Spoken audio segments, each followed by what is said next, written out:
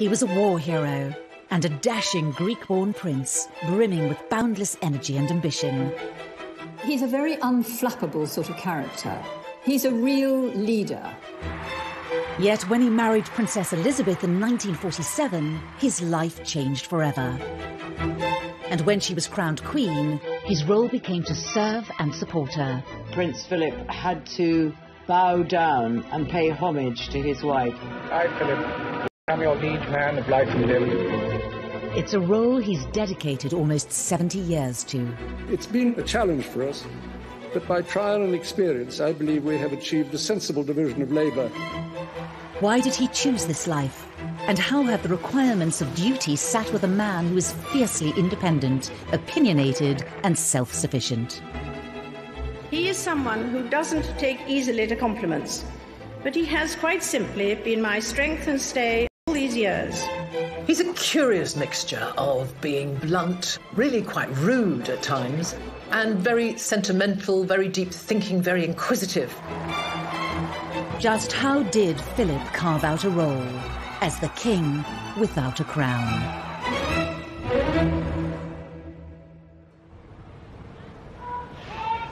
August 2017, and in the forecourt of Buckingham Palace, Prince Philip, the Duke of Edinburgh, is undertaking his last solo public engagement before retirement, a parade of the Royal Marines.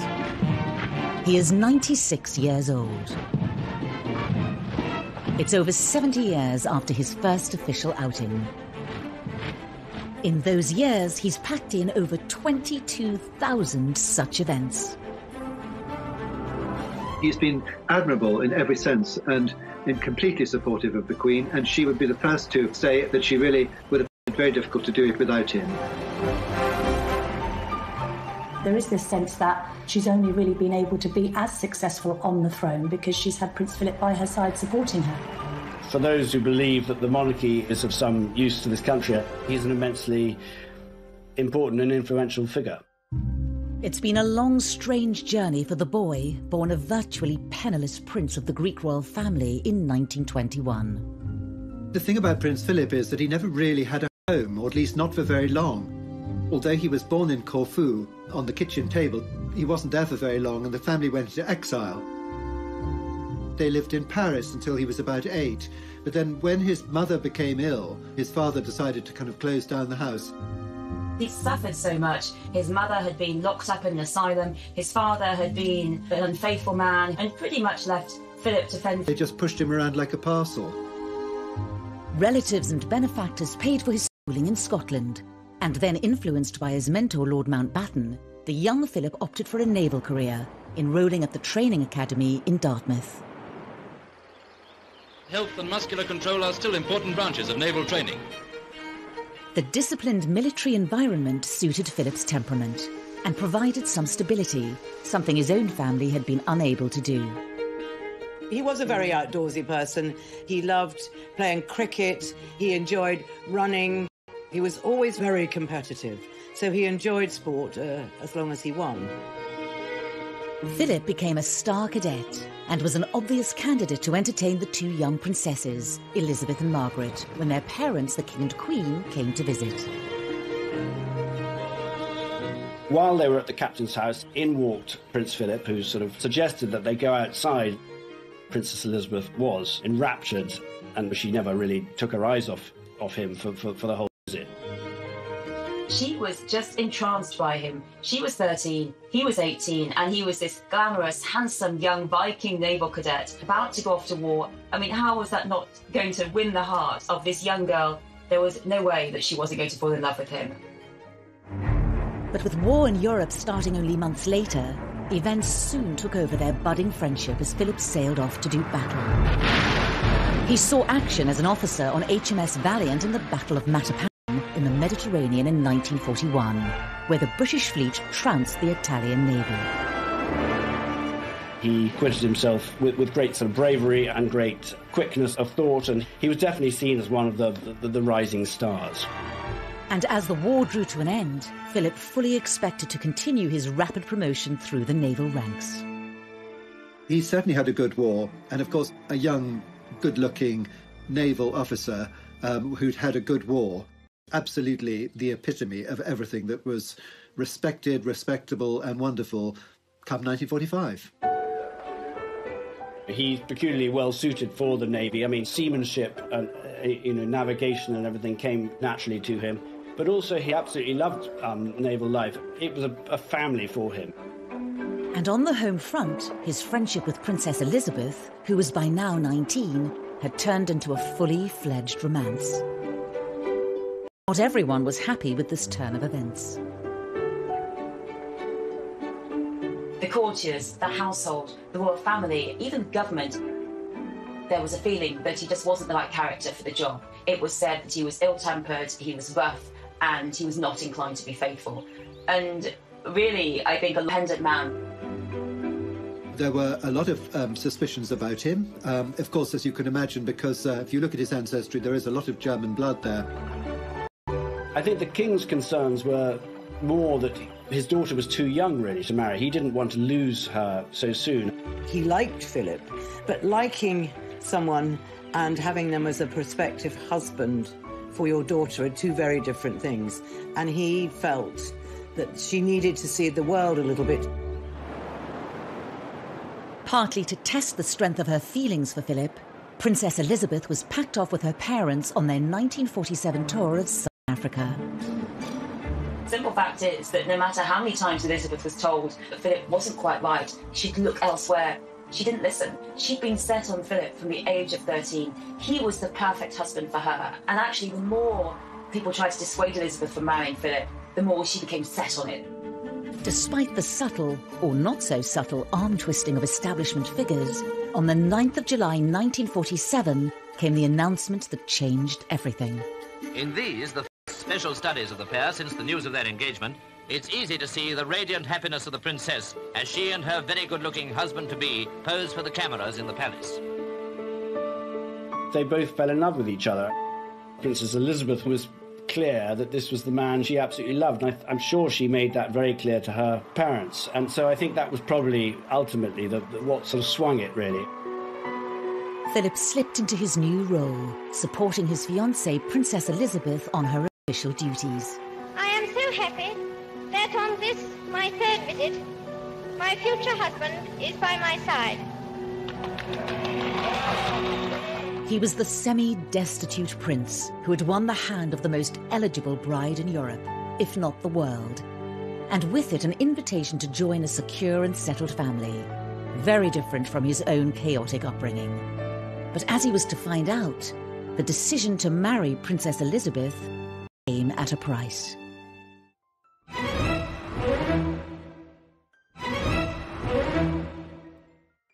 The 20th of November 1947, and all eyes were on Westminster Abbey. Thousands had assembled overnight, all eagerly waiting to see and to cheer the royal processions on this day of their own princess's marriage. Churchill described it like the first bit of colour to sort of happen after the war. It helped to cheer everyone up. You know, London was still a sort of bomb site, basically. Rationing was still in place. People had gone through a difficult time during the war. The country was drained and exhausted, yes, absolutely exhausted. In 1947, people became swept up with the euphoria of it, and suddenly this wedding of this gorgeous young couple was something that people could focus on. There's this beautiful wedding with a lovely gown and bridesmaids and all the things people had missed in the 40s and the late 30s. But when it came to compiling the guest list, there was one decision that indicated just how sensitive the establishment was to Philip's background. Prince Philip's sisters were not invited to the wedding because they were married to quite high-ranking German officers, and one a member of the SS. His father had died during the war, so the only member of his family there was his mother.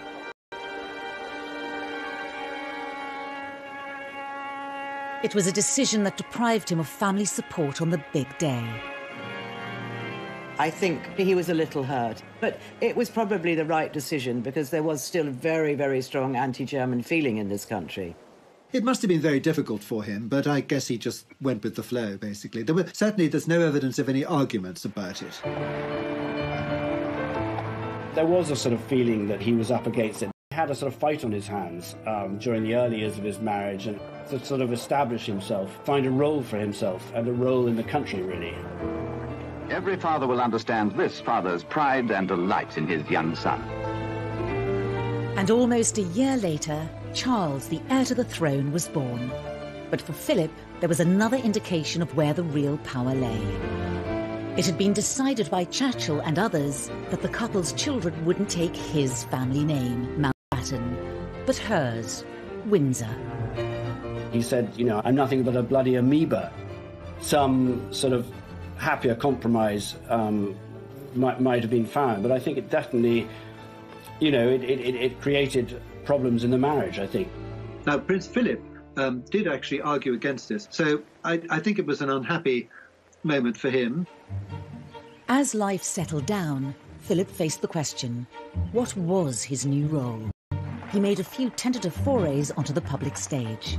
Boxing at the Royal Albert Hall, and the Duke of Edinburgh was the guest of honour at the London Boys Club Championships. I'd like to say how delighted I am in that capacity to see this hall so full of people who are obviously well-wishers of the London Federation of Boys Clubs and of the Boys Clubs throughout Great Britain. But what he really wanted was to continue his highly successful naval career, and that meant a stint as an instructor.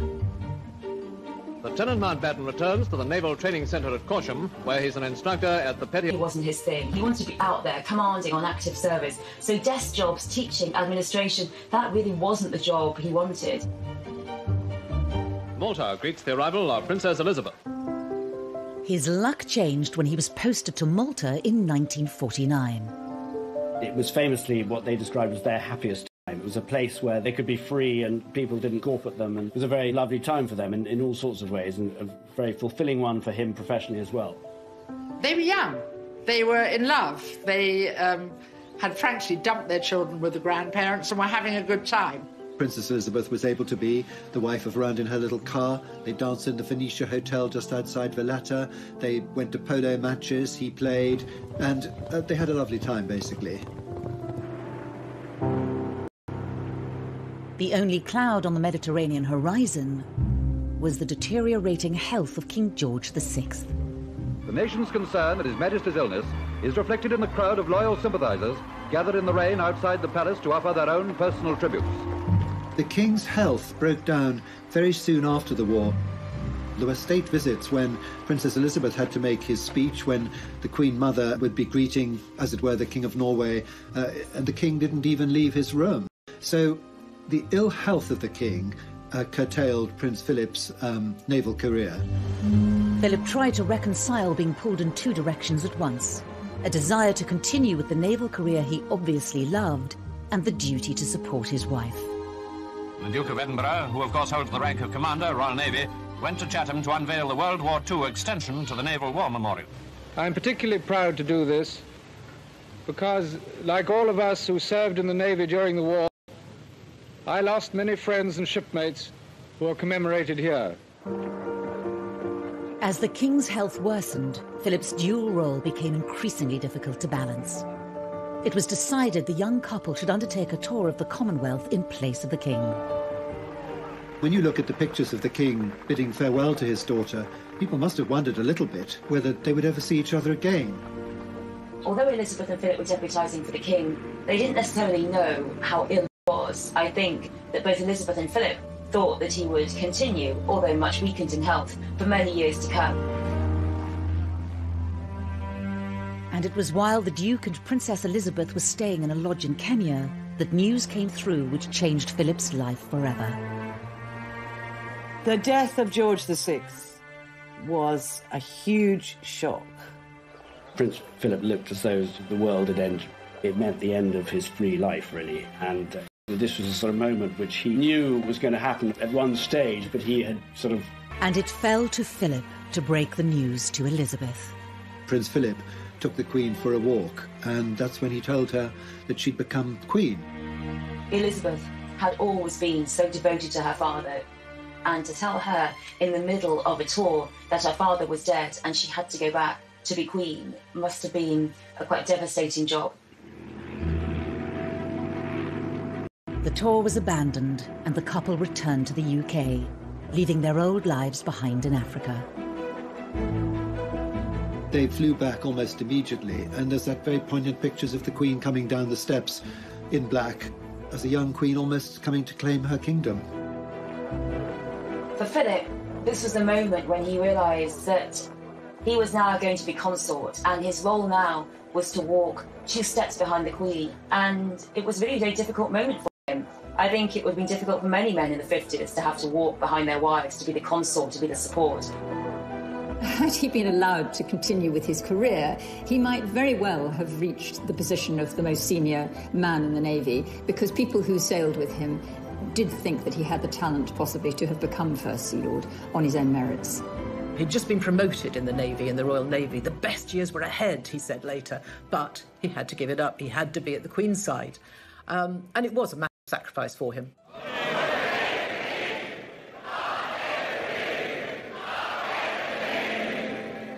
Just over a year later, Queen Elizabeth was crowned in Westminster Abbey. It was a fantastic and glorious occasion, the like of which will never be seen again, because there simply aren't all those people in uniform anymore, I'm afraid. But it was wonderful, a wonderful occasion, and very exciting. And this time, Philip, as chairman of the Coronation Commission, was able to ensure his 3 sisters were on the guest list to witness the extraordinary pageant. Prince Philip had to bow down and pay homage to his wife, and he said he was her liege lord. Faith and truth I will bear unto you, to live and die against all manner of folk, so help me God. That was a symbolic moment when he really had decided that his life was going to be dedicated to her life, which was dedicated to the monarchy. So basically, they'd both given up everything for duty, because there was no point in her giving up everything for duty if he wasn't prepared to do the same and support her. He was completely happy to kneel before his wife, and he just went through it like everybody else. The course of the rest of Philip's life was now set, to serve the Crown and the Queen. Philip is due home tomorrow from his tour of South America, a tour of 60 days and 36,000 miles. With characteristic energy, Philip threw himself into making royal visits abroad. He was never going to be the sort of person who would be happy sort of just slinking away to Balmoral or Sandringham and sort of spending his life shooting pheasants and, you know, pottering around the farm. So he developed a useful role promoting British business and technology. He goes to nuclear reactors, goes to glass-blowing factories making all kinds of products all over Britain. Philip had a really personal interest in the technology and intricacies of business and manufacturing. When Prince Philip first started making tours of inspection, his thoroughness was often inclined to startle. But now we're used to his rather specialised approach, and we see him here showing his particular interest in industry. Where he became very effective was going out and about and giving speeches, and his speeches were widely admired and sort of reported on the press. Ladies and gentlemen, it is clearly our duty as citizens to see that science is used for the benefit of mankind. For what use is science if man does not survive? There's a sort of impatience in him, which is impatience with people who are stuck in their ways. He's innately curious, and I think that's a great attribute, actually. He's a man with acquired wisdom on very, very many subjects. And there's one initiative virtually everyone agrees was a great idea.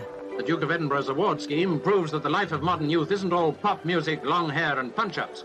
He recently presented gold awards to 127 girls and over 750 boys. Since its launch in 1956, over 6.5 million young adults have developed their confidence and skills by taking on physical, social and charitable challenges in their desire to earn a bronze, silver or gold award.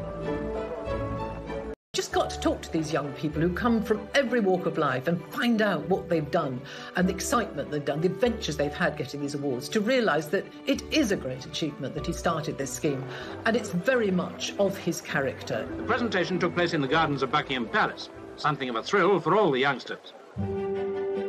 Whatever his personal feelings and frustrations, Philip was reconciled to his role supporting the Queen, was father to 4 children, and the monarchy seemed secure for another generation.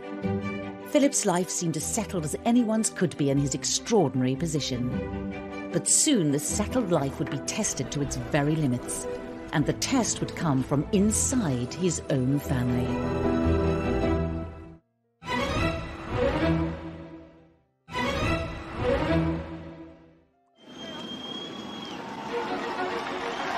The anniversary of the Queen's coronation marked the start of a new era for the monarchy.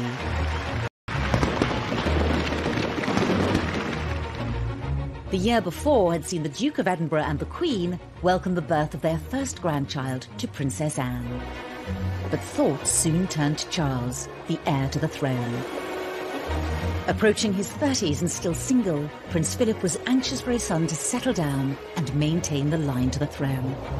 It was his father who had made all the decisions about the children during their lifetime. He very much was the one in the family who wore the trousers. So I think the fact that the role fell to him to give him a kick up the backside, to say now was the time, he couldn't just swan around with any number of pretty girls on his arm.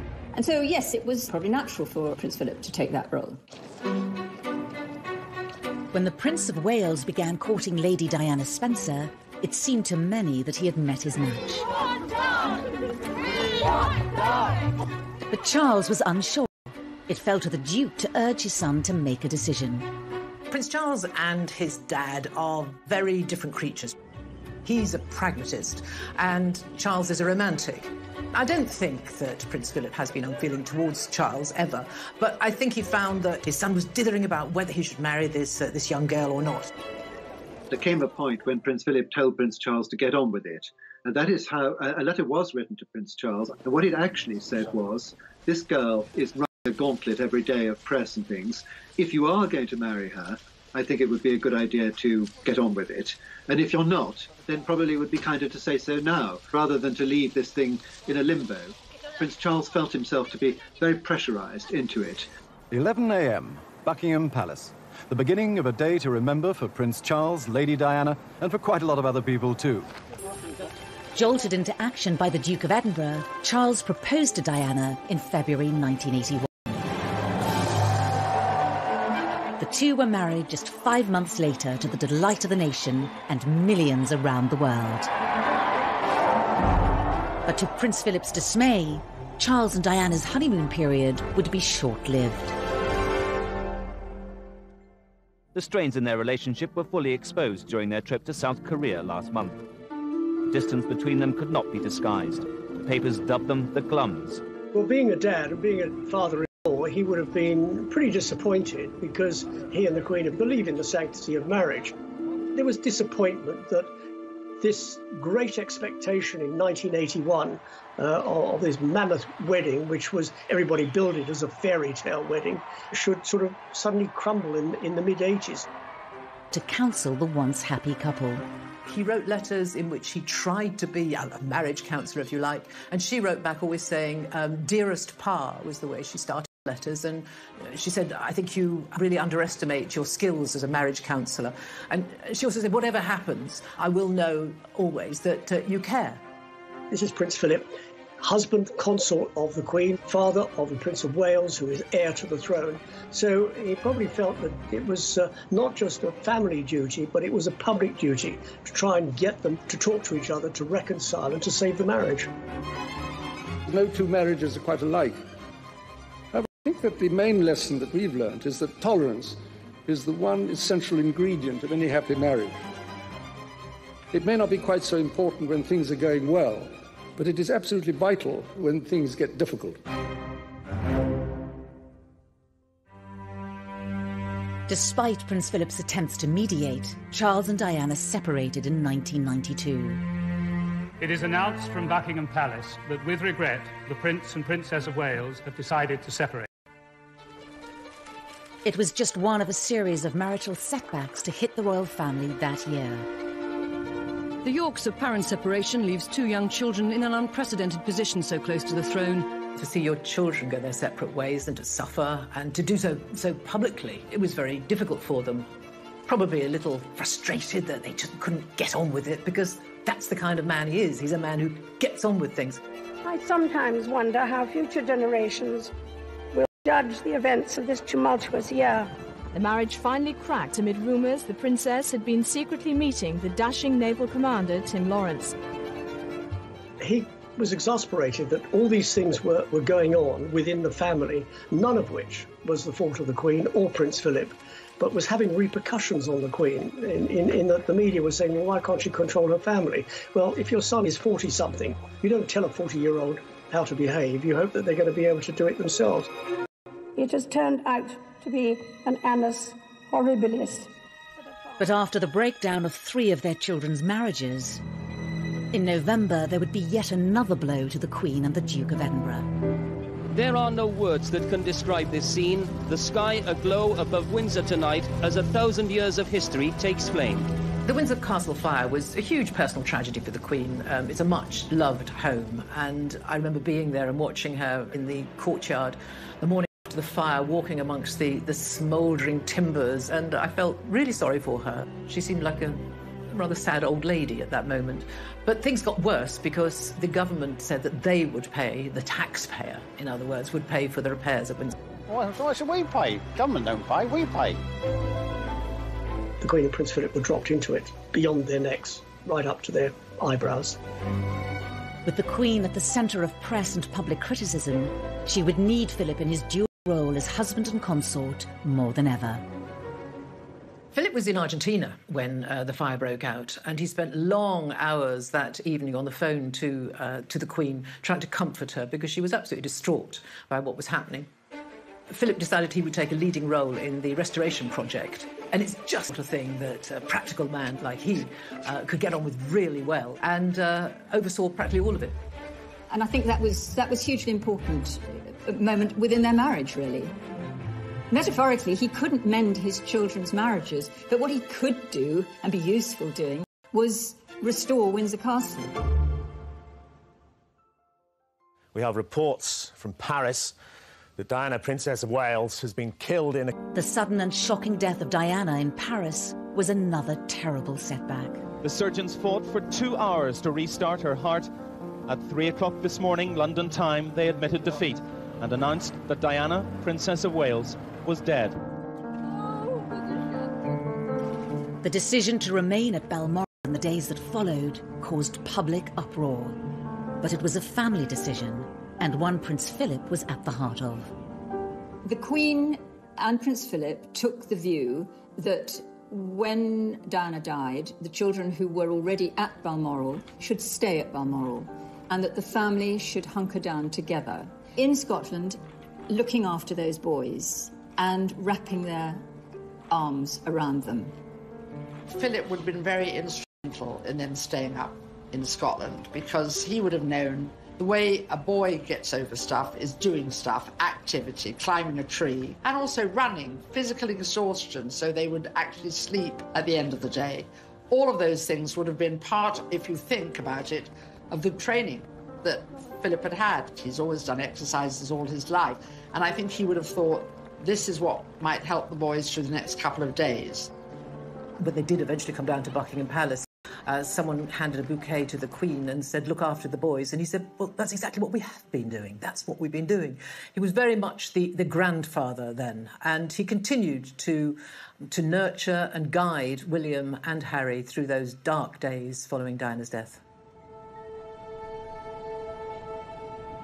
These people are waiting to see the People's Princess pass by on her last journey, and the royal family are at the gates of Buckingham Palace waiting to do exactly the same thing. Just as it was behind closed doors in Balmoral, Prince Philip's role would be just as pivotal on the very public day of Diana's funeral, as millions watched around the world. I wondered where the Duke of Edinburgh was when I saw the gates of Buckingham Palace. I should have thought of it. He, of course, going to walk to a gentleman of 75 years old. Philip played a very big part in the way the funeral played out. Charles Spencer wanted to walk behind the cortege himself on his own. And the two Charleses fell out over this. And it was solved and sorted by Prince Philip, who stepped in and said, look, I will walk as well. And as a result, the two Charleses, the two boys, and Prince Philip all walked that long walk from St James's Chapel to Westminster Abbey. There was controversy over whether or not the boys should walk behind their mother's coffin. There was some pressure, I think, from Downing Street that they should be seen to do so. And in the end, will you walk? And so they did walk behind their mother's coffin, something that Harry to this day feels was not right for such a young lad, and was very traumatic for him. But there is a moment when the coffin passes under an archway of Horse Guards, and you can see, I think, Philip just put a little reassuring hand on William's shoulder. He was there by their side and giving them some very important and much-needed strength.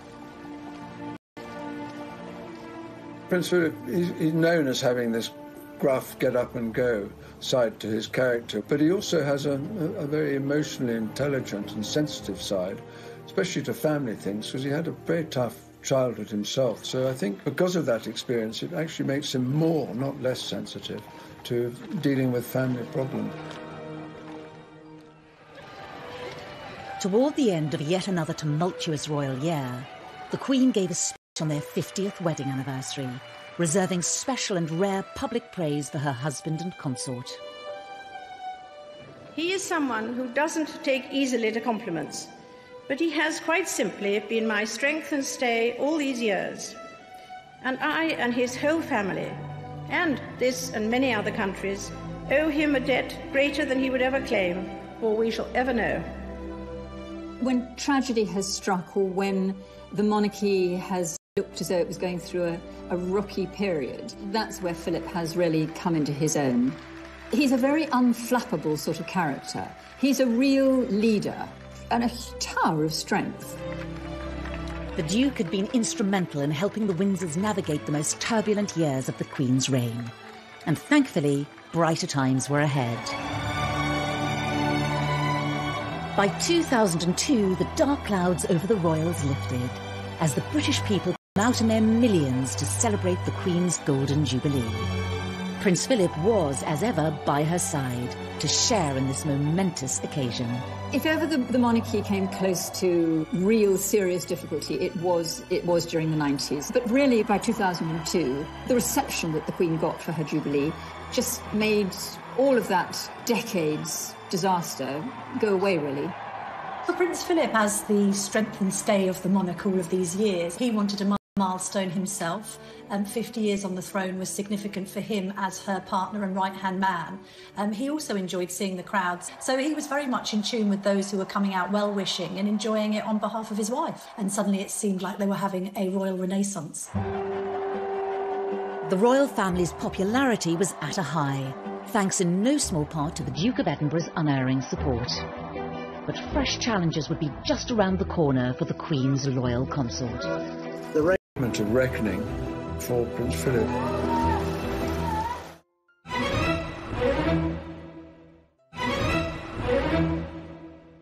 Happy birthday to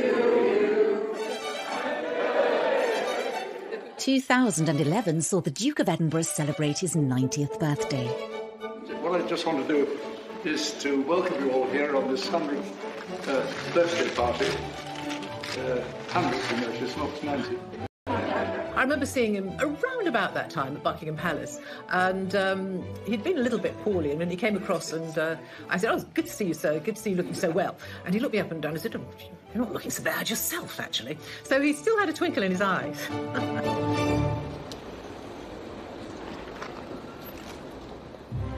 The Queen had a fitting birthday gift lined up for her husband, awarding him the post of Lord High Admiral of the Navy. Philip, Duke of Edinburgh, as we seek thy blessing upon him as Lord High Admiral.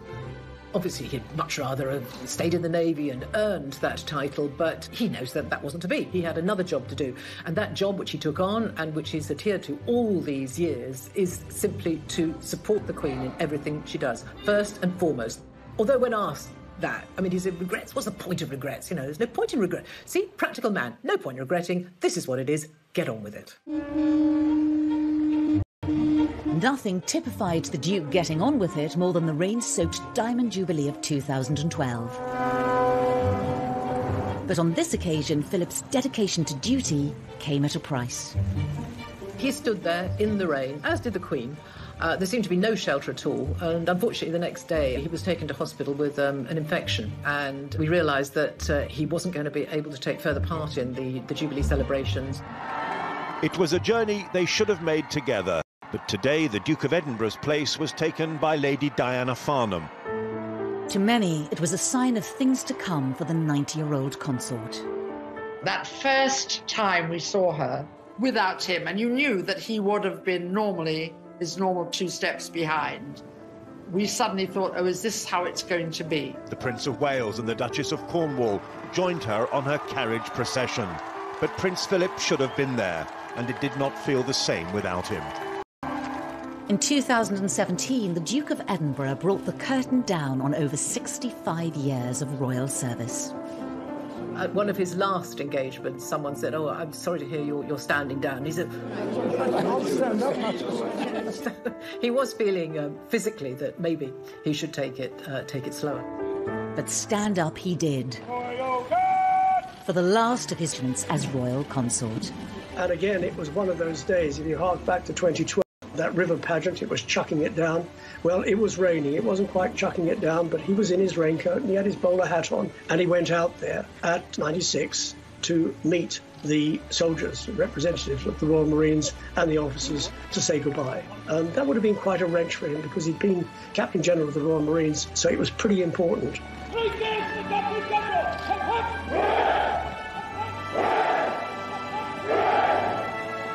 He doesn't do misty-eyed. He doesn't get a lump in his throat. He's not that emotional. But, you know, there is life at the end of the tunnel, and giving one job up and going off to do something else. And doing something else was sorting out the Sandringham estate. And it was near the Sandringham estate in 2019 that there was to be another unscheduled public appearance for Prince Philip. As he was driving out, the sun was in his eyes. He didn't see a car coming from his right, and as he drove out, he was hit by that car. And the Range Rover was knocked on its side and sent hurtling over to the other side of the road. Surprise, surprise, and by miracle, that Prince Philip got out of that car with just a few scratches. I remember writing a story saying that he had walked into his private secretary's office shortly afterwards and asked him for a plaster, and then only really told him about the accident when it was sort of coaxed out of him. So it was made more of a big deal than perhaps Prince Philip wanted it to be at the time. Luckily, the other passengers were not very badly hurt, but it was a moment of reckoning for Prince Philip, who by that age of 97 was quite old still to be driving. He apologised, and I think he has said he will no longer drive on public roads. But since then, there's been a picture of him driving on Windsor private roads. So you can't just get this man down. I mean, he's not going to give up his independence. This is who he is. And I rather admire him for that. The British public has long loved Prince Philip because of, and sometimes despite, his colourful character. But how will history view the self-sufficient alpha male who gave up a promising naval career in deference to a life of royal service? In his position as consort to the Queen, he's been able to achieve so much more than he would have been as a commander in the Royal Navy, or, you know, I mean, what was he before that? He was basically a penniless, exiled prince. He is an action man. He's a doer. And so he has carved out areas that meant a great deal to us, hosted design awards. He has started the Duke of Edinburgh Awards scheme. All these things meant a great deal to him. And they are all about one thing in particular. They're focused on getting people to do things for themselves. That's what he wants. He wants people to learn by experience and explore this world. Driven by an unwavering focus on duty before all else, perhaps Prince Philip's greatest achievement has been transforming the role of conventional consort into one more like a king, with no need for a crown. For those who believe that the monarchy is of some use to this country, I think he's an immensely important and influential figure. Here we are, we still have a monarchy that is the envy of the world. Go into a newsagent everywhere, it's our royal family on the front of every magazine. We have the fairy story. at the head of them all, and he's helped keep it there.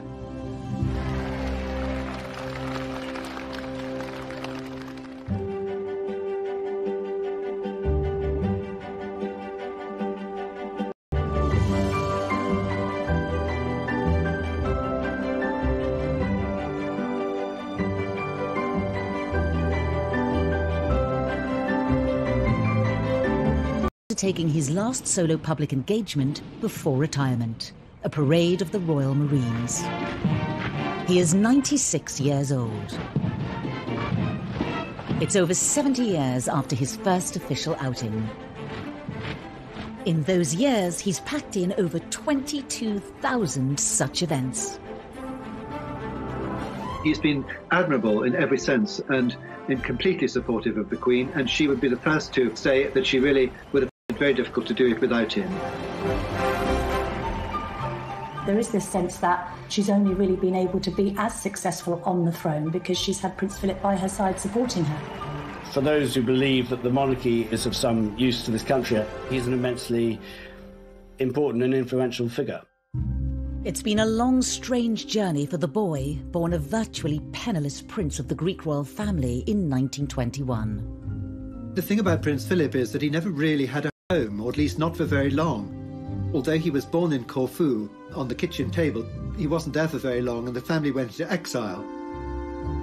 They lived in Paris until he was about 8, but then when his mother became ill, his father decided to kind of close down the house. He suffered so much. His mother had been locked up in an asylum, his father had been an unfaithful man, and pretty much left Philip to fend. They just pushed him around like a parcel. Relatives and benefactors